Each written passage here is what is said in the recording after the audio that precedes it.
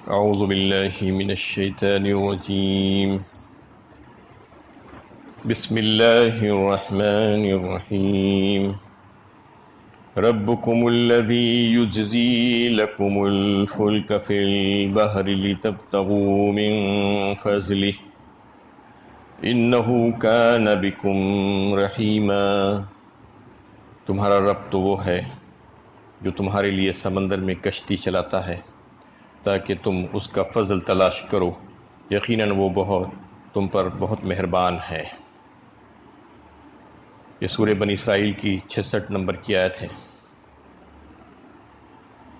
اس سے گزشتہ کئی آیتوں سے وہ کفار اور منکرین اور نافرمانوں کے احوال بیان ہو رہے ہیں۔ پچھلی 4-5 آیتوں میں حضرت آدم علیہ السلام اور شیطان کا قصہ لا کر یہ بتایا گیا کہ شیطان انسان کا کھلا دشمن ہے، اور وہ تو چاہتا ہے کہ اس کے ساتھ ساتھ انسان بھی جہنم میں چلا جائے۔ وہ مسلسل اس کے پیچھے لگا ہوا ہے اور اپنی آواز کے ذریعے سے، اپنے سواروں اور پیدوں کے ذریعے سے اس کے مال اور اس کی اولاد میں شراکت کر لیتا ہے، اس کو سراسر دھوکہ دیتا رہتا ہے، اس سے وعدے کرتا ہے جو سارے کے سارے وعدے اس کی جھوٹے ہیں۔ اللہ تعالیٰ نے بے شمار نعمتیں اور احسانات انسان پر کیے ہیں۔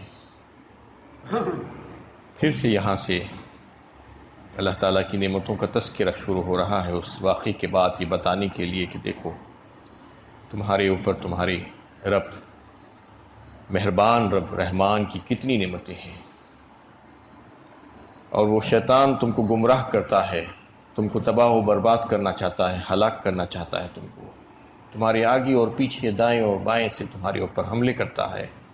تم اس کی چالوں کو، اس کے مکر و کید کو سمجھو اور اللہ کی پناہ میں آ جاؤ، اللہ کے فرما بردار بن جاؤ، تو پھر اللہ تعالیٰ تمہیں پناہ دے دیں گے۔ اس آیت میں اللہ تعالیٰ اپنی ایک زبردست نعمت کا تذکرہ فرما رہے ہیں کہ تمہارا رب تو وہی ہے جو تمہارے لیے سمندروں کو مسخر کر دیا۔ مطلب یہ ہے کہ اس کائنات میں روئے زمین پر جو خشکی کا حصہ ہے وہ بہت تھوڑا ہے، تقریباً 23% خشکی کا حصہ ہے، اور 77% جو ہے 77% پانی ہے، سمندروں سے گھرا ہوا ہے مشرق سے لے کے مغرب تک۔ اب اگر اللہ تعالیٰ اس پر قابو نہ دیتے انسان کو تو وہ بہت سی نعمتوں سے محروم ہو جاتا تھا۔ اس پانی پر، اس سمندر پر جو انتہا سے زیادہ گہرے ہیں اور موجیں اس کے اوپر ہیں، اس کے باوجود اللہ تعالیٰ نے اس انسان کو اس کے اوپر قابو دیا۔ کیسا قابو دیا کہ وہ ایک کونے سے دوسرے کونے تک چلا جاتا ہے، کشتیوں کے ذریعے سے، جہازوں کے ذریعے سے اس کے اوپر بڑے بڑے جہاز چلاتا ہے، جبکہ پانی کے اندر کوئی چیز نہیں ٹھہر سکتی۔ پانی کے اوپر اگر آپ کوئی چیز پھینکیں تو وہ اندر ڈوب جاتی ہے، لیکن ہزاروں نہیں بلکہ لاکھوں ٹن وزنی جہاز اور پھر اس پر سامان لدے ہوئے ایک ملک سے دوسرے ملک بڑی آسانی کے ساتھ چلے جاتے ہیں۔ یہ اللہ کی شان ہے، اللہ تعالیٰ نے انسان کو اس پر قابو دیا، اس وجہ سے وہ یہ کر سکتا ہے۔ یعنی تجارت سی کارگو کے ذریعے سے ہی ہوتی ہے زیادہ تر۔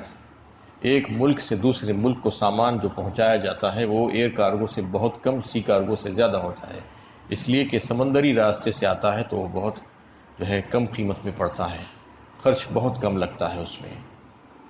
اور اگر یہ چیز ممکن نہ ہوتی تو پھر انسان بہت سی فائدوں سے محروم ہو جاتا تھا، بہت سی چیزوں سے محروم ہو جاتا تھا، کیونکہ اللہ تعالیٰ نے ایسا رکھا ہے کہ دنیا کے ہر خطے میں کوئی نہ کوئی چیز پیدا ہوتی ہے، کوئی نہ کوئی چیز بنتی ہے، وہاں سے دوسری جگہ پہنچنا وہ یہ آسان نہیں تھا، اس سمندروں کے ذریعے سے اس کو طے کر جاتا ہے۔ اور بے شمار فائدے دیگر صورتوں میں بھی اللہ تعالیٰ نے سمندر کے بتائے ہیں، سورہ فرقان میں بھی ہے، سورہ سبا میں بھی ہے، اور دیگر کئی ایک صورتوں میں کہ سمندر سے انسان اپنی غذا نکالتا ہے، تازہ بتازہ گوشت، لحمن طریہ فرمایا، وتستخرج حلیۃ تلبسونہا فرمایا، اور عورتیں جو زیور پہنتی ہیں اس میں بہت سی چیزیں سمندر سے نکلتی ہیں، موتی، مونگا اور دیگر جواہرات، اور اس کا گوشت تو یعنی کروڑوں ٹن انسان حاصل کرتا ہے سمندروں سے، بہترین غذا ہے انسان کی۔ یہ بھی اللہ تعالیٰ نے اسی سمندر میں رکھا، اور اس سمندر سے انسان جا کر اپنی غذا تلاش کر کے نکالتا ہے، جو بالکل تازہ بتازہ فریش گوشت ہے اس کے لیے، اس کو جو ہے حلال کرنے کی ضرورت نہیں، وہ خود ذبیحہ ہے، ذبح کیا ہوا ہے۔ تو اللہ تعالیٰ نے ایسی بے شمار نعمتیں سمندر میں رکھی ہے، اور پھر سمندر کو اس کا تابع بنا دیا۔ یہاں پر یہ فرمایا جائے ربکم الذی یجزی لکم الفلک فی البحر لتبتغوا من فضلہ، تاکہ تم اس کا فضل تلاش کرو۔ انہ کان بکم رحیما، پھر فرمایا آخر میں آیت کی کہ یقیناً وہ تم پر بہت مہربان ہے، ایسی عظیم الشان نعمتیں تم پر نچھاور کرتا ہے، دن رات تمہارے اوپر اس کی کتنے احسانات ہیں، بے شمار احسانات تمہارے اوپر ہے۔ یہ ساری چیزیں تمہیں کون مہیا کر رہا ہے؟ وہی تمہارا رب، جس کو تم ماننے سے انکار کرتے ہو، جو تم جو ہے اس کی بات کو، اس کے احکامات کو پیچھے ڈال کر شیطان کے پیچھے چلنا چاہتے ہو، تو سمجھ لو کہ شیطان تم سے جو وعدے کر رہا ہے وہ سب کے سب جھوٹے وعدے ہیں، رحمان کے وعدے سچے وعدے ہیں۔ وَإِذَا مَسَّكُمُ الضُّرُّ فِي الْبَحْرِ ضَلَّ مَن تَدْعُونَ إِلَّا إِيَّاهُ فَلَمَّا نَجَّاكُمْ إِلَى الْبَرِّ أَعْرَضْتُمْ وَكَانَ الْإِنسَانُ كَفُورًا، جب سمندر میں تمہیں مصیبت آ لیتی ہے تو اس ایک کے سوا جن کو تم پکارتے ہو سب غائب ہو جاتے ہیں، پھر جب وہ تم کو بچا کر خشکی پر پہنچا دیتا ہے تو تم اس سے منہ موڑتے ہو۔ انسان بڑا ہی ناشکرا ہے۔ اس میں اللہ تعالیٰ فرما رہے ہیں کہ سمندر میں جانے کے بعد تمہاری حالات کیسے ہو جاتے ہیں۔ کئی وقت ایسا ہوتا ہے کہ بڑی بڑی موجیں، پہاڑوں جیسی موجیں، سمندری طوفان میں تم گر جاتے ہو، اور بس ایسا لگتا ہے کہ اب مرے تب مرے، اب انسان کی زندگی ختم ہونے والی ہے۔ فَإِذَا رَكِبُوا فِي الْفُلْكِ دَعُوا اللَّهَ مُخْلِصِينَ لَهُ الدِّينَ فَلَمَّا نَجَّاهُمْ إِلَى الْبَرِّ إِذَا هُمْ يُشْرِكُونَ، فرمایا سورہ عنکبوت 21ویں پارے میں یہ اللہ تعالیٰ نے کہ جب تم کشتیوں میں سوار ہوتے ہو تو پھر اس وقت تو تمہیں اللہ ہی یاد آتا ہے، سب کو بھول جاتے ہو، جن کو تم پکارا کرتے تھے ان تمام کو تم بھول جاتے ہو، کیونکہ یہ انسان کی فطرت میں ہے ایک خدا شناسی۔ اللہ کو پہچانتا ہے وہ، لیکن اس کی شرارت ہے کہ اس کا ماحول اس کو بگاڑ دیتا ہے، ورنہ کیا وجہ ہے کہ طوفان کے زبردست خطرے میں گر جانے پر ایک ہی خدا یاد آتا ہے، دوسرے یاد نہیں آتے، پھر جیسے ہی باہر آ جاتا ہے اللہ تعالیٰ اس کو بچا کر لے کر آ جاتے ہیں، پھر سے شرک کرنے لگتا ہے۔ فرما رہا ہے اللہ تعالیٰ سورہ عنکبوت میں اسی کا تذکرہ ہے۔ یہاں پر بھی ان آیتوں میں بھی اللہ تعالیٰ فرما رہے ہیں کہ جب سمندر میں تمہیں مصیبت آ جاتی ہے اور اس وقت تم ایک اللہ کو یاد کرتے ہو، اور سارے کے سارے جن کو تم پکارا کرتے تھے اپنی حاجت روائی اور مشکل کشائی کے لیے، وہ سب غائب ہو جاتے ہیں، پھر جب وہ تم کو بچا کر خشکی پر پہنچا دیتا ہے تو تم پھر اس سے منہ موڑ لیتے ہو۔ وہی پرانی حرکت، وہی طرز عمل تم اختیار کرتے ہو۔ انسان بڑا ہی ناشکرا ہے۔ أَفَأَمِنْتُمْ أَنْ يَخْسِفَ بِكُمْ جَانِبَ الْبَرِّ أَوْ يُرْسِلَ عَلَيْكُمْ حَاصِبًا ثُمَّ لَا تَجِدُوا لَكُمْ وَكِيلًا، پھر کیا تم اس بات سے بے خوف ہو گئے ہو کہ وہ خشکی کے کسی حصے میں تم کو دھسا دے یا تم پر سنگباری کرنے والی آندھی بھیج دے، پھر تم اپنے لیے کوئی کارساز نہ پاؤ۔ ام امنتم ان يعيدكم فيه تارة اخرى فيرسل عليكم خاصفا من الريح فيغرقكم بما كفرتم ثم لا تجدوا لكم علينا به تبيعا، یا اس بات سے تم بے خوف ہو گئے ہو کہ وہ تمہیں دوبارہ اس میں لے جائے اور تم پر ہوا کا سخت طوفان بھیج دے اور تمہاری ناشکری کی وجہ سے تم کو غرق کر دے، پھر تم کسی کو نہ پاؤ جو ہم سے پوچھ گچھ کر سکیں۔ اللہ تعالیٰ اس میں فرما رہے ہیں کہ سمندر سے وہ تم کو بچا کر لا لیا ہے، تم اس وقت اللہ ہی کو پکار رہے تھے، لیکن جب بچ کے آ گئے خشکی پر تو پھر سے تم منہ موڑ لیا اس سے۔ یعنی سمندری طوفان کے خطرے سے نکلنے کے بعد جب تم صحیح سلامت خشکی پر پہنچ گئے، پھر اپنی مشرکانہ روش پر لوٹ آئے اور خشکی پر کوئی اندیشہ محسوس نہیں کرتے، حالانکہ خطرہ تو وہاں بھی موجود تھا، یہاں بھی موجود تھے۔ کیا خشکی پر خطرات نہیں ہیں انسان کو؟ کیا زلزلے نہیں آ سکتے ہیں؟ زمین میں نہیں دھسا سکتے ہیں اللہ تعالیٰ تم کو؟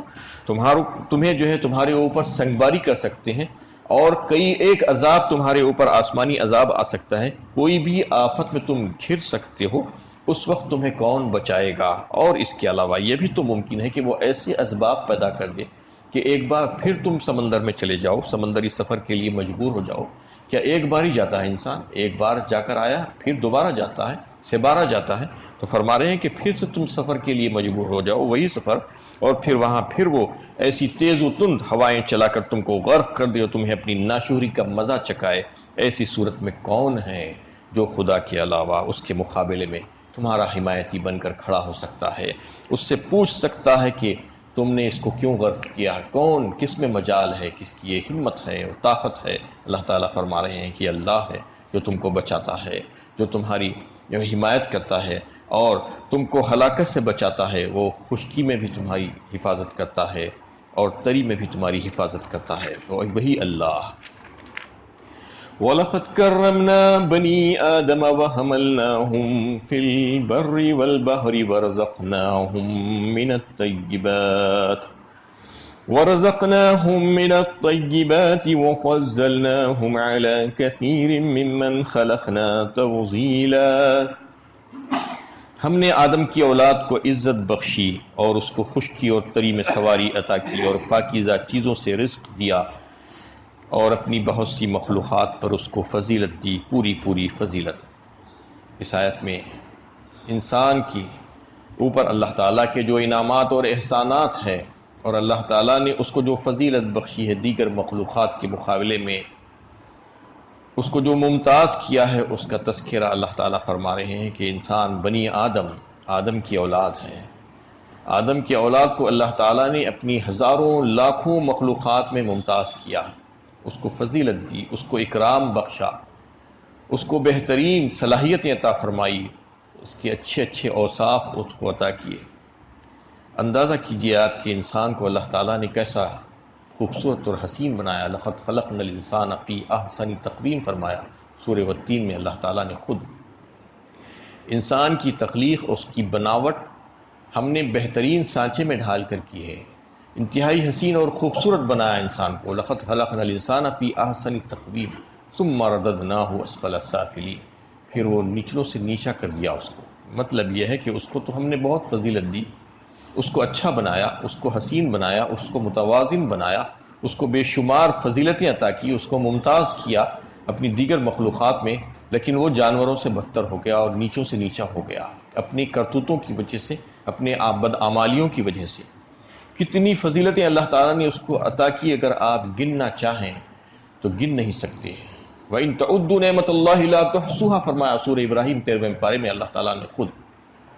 وَآتَاكُم مِّن كُلِّ مَا سَأَلْتُمُوهُ وَإِن تَعُدُّوا نِعْمَةَ اللَّهِ لَا تُحْصُوهَا، اللہ تعالیٰ نے تم کو وہ سب کچھ عطا کیا جو تم نے مانگا، اور تم اس کی نعمتوں کا شمار بھی نہیں کر سکتے اگر تم اس کا شمار کرنا چاہو، گننا چاہو بھی۔ تو کتنی نعمتیں تمہارے اوپر ہیں، تم اپنی ذات میں غور و فکر کر لو، بس یہی تمہارے لیے کافی ہے۔ اس لیے انسان کو اس کی ذات میں کتنی خوبیاں اللہ تعالیٰ نے رکھی ہے وہ یہاں پر بیان کی ہے۔ ایک ہی آیت میں اللہ تعالیٰ نے بیان فرمایا کہ اس کو کیسا حسین بنایا اور کیسا اس کی صورت شکل کو جو ہے اچھی بہترین کیا، اور اس میں اس کے مزاج میں اعتدال رکھا، اس کے خد و خامت میں اعتدال اور مناسبت رکھی گئی، اس کے جسم میں مناسبت رکھی گئی۔ دیگر مخلوقات کو دیکھیے کہ کیسے بے ڈھنگا جسم ہے، ہاتھی کو دیکھیے، اونٹ کو دیکھیے کہ اتنا لمبا ہے، ہاتھی کیسا ہے، گینڈا کیسا ہوتا ہے، دیگر کئی مخلوقات پر آپ نظر ڈال کر دیکھیے۔ اس کے بالمقابل انسان کو اللہ تعالیٰ نے کیسا متوازن، متناسب بنایا، ہر چیز اس کی جو ہے اعتدال کے ساتھ رکھی، اور جن چیزوں کی زیادہ ضرورت تھی اس کو دو بنایا گیا، 2 آنکھ، 2 ہاتھ، 2 پیر۔ اس طریقے سے اللہ تعالیٰ نے انسان کو ساری چیزیں عطا فرمائی، اس کو اکرام بخشا، اس کو فضیلت دی دیگر مخلوقات کے مقابلے میں۔ اور سب سے بڑا امتیاز انسان کو جو ہے وہ عقل کا ہے۔ دیگر مخلوقات کے مقابلے میں جو ممتاز ہے انسان وہ ہے عقل کی وجہ سے۔ حواس، عقل و شعور، اس کے سوچنے سمجھنے کی صلاحیت، وہ اللہ تعالیٰ نے اس کو جو عطا فرمائی ہے وہ سب سے بڑا امتیاز ہے اس کا دیگر مخلوقات کے مقابلے میں۔ یعنی انسان کو بہترین دیکھنے کی اور سننے کی صلاحیت، اس کے بعد اس کا دماغ اس کو جو دیا گیا ہے اس میں وہ جو ہے رکھ کر دیکھتا ہے، پرکھتا ہے چیزوں کو، وہ صلاحیت صرف اور صرف اللہ تعالیٰ نے انسان ہی کو دی ہے، دیگر کوئی مخلوق کے پاس وہ صلاحیت نہیں ہے عقل کی، تمیز کرنے کی، شعور کرنے کی، اچھے اور برے کو پہچاننے کی، حسین اور بد کو، قبیح کو پہچاننے کی، اپنا فائدہ اور اپنا نقصان جاننے کی۔ یہ ساری صلاحیتیں عقل کی وجہ سے ہے۔ انسان کی عقل انتہا سے زیادہ تیز اللہ تعالیٰ نے رکھی ہے۔ دیگر مخلوقات میں بھی عقل ہے لیکن بالکل تھوڑی سی، لیکن انسان کے پاس بہت زیادہ عقل دی ہے جس کی وجہ سے وہ ممتاز ہو گیا ہے۔ اور اس کے بعد جو بڑی اس کی جو ہے نعمت اللہ تعالیٰ نے جو اس کو دی ہے، اس کی فضیلت عطا فرمائی ہے، وہ بات کرنے کی صلاحیت۔ اپنا مافی الضمیر وہ جو ہے بات کر کے، زبان کے ذریعے سے، بولی کے ذریعے سے سمجھا سکتا ہے کہ اس کے دل میں کیا بات ہے۔ یہ دیگر کوئی مخلوقات میں جو ہے، حیوانوں میں یہ چیز نہیں ہے کہ وہ اپنی بات کر کے سمجھا سکتے ہیں۔ نہ صرف زبان سے بات کرتا ہے بلکہ ہاتھوں کے ذریعے سے وہ رائٹنگ لکھ کر جو ہے بتاتا ہے، سمجھاتا ہے لوگ۔ آج تو بے شمار ایسے ذرائع پیدا ہو گئے ہیں جس کے ذریعے سے انسان اپنے دل کی باتوں کو جو ہے لوگوں کے سامنے لا سکتا ہے، کمپیوٹر کے ذریعے سے، اور کئی ایک ذرائع اس نے پیدا کر لیے ہیں اللہ تعالیٰ کی دی ہوئی صلاحیتوں کی وجہ سے۔ تو انسان کے پاس جو بولنے کی اور سمجھانے کی جو صلاحیت ہے، قوت گویائی، وہ بھی سب سے بڑی صلاحیت ہے عقل کے بعد اگر دیکھا جائے تو۔ اور اس کی وجہ سے وہ جو ہے دیگر مخلوقات میں ممتاز ہو جاتا ہے، اور کئی ایک چیزوں میں اللہ تعالیٰ نے اس کو ممتاز رکھا ہے۔ بڑی بڑی مخلوقات کو تابع کر لیتا ہے، اپنے قبضے میں کر لیتا ہے اور اس کو استعمال کرتا ہے عقل کی وجہ سے۔ کتنے بڑے بڑے جانور ہیں جو اس کے قابو میں رہتے ہیں، ایک چھوٹا سا بچہ اس کو قابو میں لا لیتا ہے۔ اور پھر کھانے پینے اور دیگر جو چیزیں انسان کو اللہ تعالیٰ نے عطا فرمائی ہے وہ دیگر مخلوقات کو نہیں ہے۔ یعنی مخدوم کائنات بنا دیا اللہ تعالیٰ نے انسان کو، زمین سے لے کر آسمان تک جتنی چیزیں ہیں وہ سب کی سب انسان استعمال کرتا ہے، زیادہ تر انسان ہی کے استعمال میں آتی ہے۔ ایسا بہترین اللہ تعالیٰ نے انتظام اس کے لیے رکھ دیا ہے کہ کھانے پینے کی بات لے لیجئے کہ دیگر مخلوقات مفردات کھاتے ہیں، ایک ہی چیز کھاتے ہیں، کوئی گھاس کھاتا ہے، کوئی پتا کھاتا ہے، کوئی گوشت کھاتا ہے، کوئی کیڑے مکوڑے کھاتا ہے، کوئی دوسری چیزیں کھاتا ہے۔ انسان مرکبات کھاتا ہے، ساری چیزیں ملا کر بہترین پکا کر کھاتا ہے۔ دیگر مخلوقات کچی کھا لیتے ہیں، کچا گوشت کھا لیتے ہیں، انسان اس کو لذیذ بناتا ہے۔ دیگر ایسی بہت سی ایسی چیزیں اللہ تعالیٰ نے اس کے لیے رکھی ہیں، میوے جات ہیں، ترکاریاں ہیں، اور دیگر کئی جو ہے اجناس ہیں اس کے لیے۔ یہ سب کے سب وہ استعمال کرتا ہے، اس کو مرکبات کی شکل میں، معجونات کی شکل میں، ایسی جو ہے بہترین اور شاندار چیزیں اللہ تعالیٰ نے، اعلیٰ غذائیں اس کے لیے رکھی ہیں جو وہی استعمال کرتا ہے، دیگر کوئی مخلوق اس کو استعمال نہیں کرتی۔ لباس کے معاملے میں اور رہائش کے معاملے میں بھی دیکھیے کہ انسان کیسے کیسے بہترین لباس تیار کرتا ہے اور پہنتا ہے، اور رہائش رہنے سہنے کے لیے جو ہے کیسے اچھے گھر بناتا ہے، اعلیٰ گھر اپنے لیے۔ یہ سب چیزیں انسان ہی کرتا ہے، استعمال کرتا ہے۔ اس میں یہ بتایا گیا ہے کہ انسان اپنی موسم کی شدائد کے مقابلے کے لیے، اپنی حفاظت کے لیے، اپنے جسم کی حفاظت کے لیے جو ہے بہترین لباس اور بہترین رہنے سہنے کا انتظام کر لیتا ہے۔ ایسے کئی ایک چیزیں انسان کو اللہ تعالیٰ نے جو ہے عطا فرمائی ہے، اس کو فضیلت بخشی ہو۔ اور پھر سواریوں کا تذکرہ بھی اللہ تعالیٰ نے یہاں پر فرمایا کہ اس کو اللہ تعالیٰ نے بحر و بر میں سواریاں عطا فرمائی، یعنی اور کوئی دوسری مخلوقات نہیں ہے جو سواریوں کو استعمال کرتی ہے۔ جو قدرتی سواریاں ہیں وہ تو ہے ہی، انسان کو اللہ تعالیٰ نے جو گھوڑا، خچر، اونٹ اور دیگر جو سواریاں ہیں اس پر سوار ہوتا ہے، اور اپنے سامانوں کو لاد کر اس کے اوپر لے جاتا ہے ایک جگہ سے دوسری جگہ، اور پھر دیگر جو چیزیں اس نے خود بنا لی ہیں اللہ تعالیٰ کی دی ہوئی صلاحیتوں کی وجہ سے۔ کتنی سواریاں ہیں آج، سائیکل سے لے کے، بائک سے لے کے، موٹر کار سے لے کے، ٹرین، ایئر کرافٹ، اور کتنی ایسی بے شمار سواریاں ہیں، پانی میں چلنے والی سواریاں، ہواؤں میں چلنے والی سواریاں، اور خشکی پر چلنے والی سواریاں۔ یہ سب کے سب اس سے استفادہ کون کرتا ہے؟ انسان ہی تو کرتا ہے۔ یہ اللہ تعالیٰ کی دی ہوئی ہے، یہ سارے مادے جس سے سواری بنائی گئی، اور یہ عقل اور صلاحیت جس کے ذریعے سے انسان نے وہ ساری چیزوں کو بنایا، یہ سب کے سب اللہ تعالیٰ کی دی ہوئی ہے۔ یہ نعمتیں ہیں اللہ تعالیٰ کے، اس کے اوپر بے شمار احسانات اللہ تعالیٰ نے کیے ہیں۔ اس کا مطلب یہ ہے کہ مقصد اللہ تعالیٰ نے انسان کو عزت و شرف بخشا۔ وہ پیدائشی گنہگار یا کوئی ذلیل مخلوق نہیں ہے، بلکہ وہ حیوانوں کی سطح پر نہیں ہے، نہ ہی اس کی کوئی صنف یا کوئی نسل یا کوئی طبقہ اپنی اصل کے اعتبار سے پست درجے کا ہے، بلکہ ہر شخص خواہ مرد ہو یا عورت، کسی رنگ و نسل یا طبقے کے ساتھ تعلق رکھتا ہو، نوع انسانی کا فرد ہونے کی حیثیت سے ایک معزز اور محترم ہے۔ ذات پات، چھوت چھات، کمی زیادتی، نچلا طبقہ، اونچا طبقہ، نچلی ذات، یہ کچھ بھی نہیں ہے۔ کہ اللہ تعالیٰ نے ایسا کچھ نہیں بنایا. یعنی کوئی یہ کہتا ہے کہ عورتیں کمتر ہیں، ذلیل ہیں، یا وہ فلاں ذات جو ہے کمتر ہے، کچھ ایسا نہیں ہے. اسلام اس کو مٹا دیتا ہے، یہ تمام چیزوں کو. اسلام کے پاس ایسا کوئی بھید بھاؤ نہیں ہے، بلکہ یہ انسانوں کے بنائے ہوئے اصول اور قاعدے اور قوانین ہیں، جو انسان ہی انسان کو ذلیل کرنے کی کوشش کرتا ہے. یہ اللہ کا بخشا ہوا کیسا اعزاز ہے کہ اس کی خدمت کے لیے ساری سواریاں اللہ تعالیٰ نے رکھ دی ہے، خشکی میں بھی، سمندر میں بھی، ہواؤں میں بھی. اور کیسی سواریاں اس نے اپنے لیے ایجاد کر دی جو اس کو استعمال کر لیتا ہے. حیوانات تو جو ہے کچھ بھی کھا لیتے ہیں، گھاس پھوس کھا لیتے ہیں، کیڑے مکوڑے کھا لیتے ہیں، لیکن انسان بہترین اعلیٰ غذائیں کھاتا ہے. اعلیٰ ذوق اللہ تعالیٰ نے اس کو بخشا ہے، اور ذوق کی تکمیل کے لیے انواع و اقسام کی جو چیزیں اس کے لیے پیدا فرما دی ہے. یہ سب چیزیں اللہ تعالیٰ نے اس کو جو عطا فرمائی ہے، تو پھر اس کی ذمہ داری کیا ہے، اس کو یہ سوچنا چاہیے. کیونکہ اتنے سارے انعامات، اتنی ساری سہولتیں جو اس نے حاصل کر لی ہیں، پھر اس کے بعد اس کو اپنے رب، اپنے خالق اور اپنے مالک کو پہچاننا ضروری ہے. کیونکہ عقل اللہ تعالیٰ نے انسان کو جو دی ہے وہ ممتاز کرتی ہے دیگر ساری مخلوقات میں. وہ ساری مخلوقات سے افضل ہے. فرشتوں سے اور جنات سے بھی اگر ایک طریقے سے دیکھا جائے تو فرشتوں کے پاس یہ ہے کہ ان کے پاس کوئی نافرمانی کا مادہ نہیں ہے، وہ نافرمانی کر ہی نہیں سکتے. لا یعصون اللہ ما امرهم ویفعلون ما یؤمرون فرمایا سورہ تحریم میں اللہ تعالیٰ نے. فرشتے تو اللہ تعالیٰ جو چاہتے ہیں وہی کرتے ہیں، اور جس کام کے لیے اس کو پیدا کیا ہے وہی کام کرتے ہیں. لیکن انسان کے پاس اللہ تعالیٰ نے یہ قدرت اور اختیارات دے کر رکھے ہیں. اس کو عقل و شعور دیا ہے ایک طرف، اور دوسری طرف اس کے پاس لذات اور خواہشات بھی اس کے پاس ہے. وہ لذات اور خواہشات کو دبا کر اس کو مغلوب کرتا ہے اگر عقل کے ذریعے سے، تو پھر وہ بہت اعلیٰ درجے کا انسان ہو جاتا ہے اللہ تعالیٰ کی نظر میں. وہ فرشتوں سے بھی آگے نکل جاتا ہے، کیونکہ اس کے پاس یہ اختیار تھا کہ وہ بدی کو اختیار کر سکتا تھا، لیکن بدی کو چھوڑ کر اس نے نیکی کو اختیار کیا.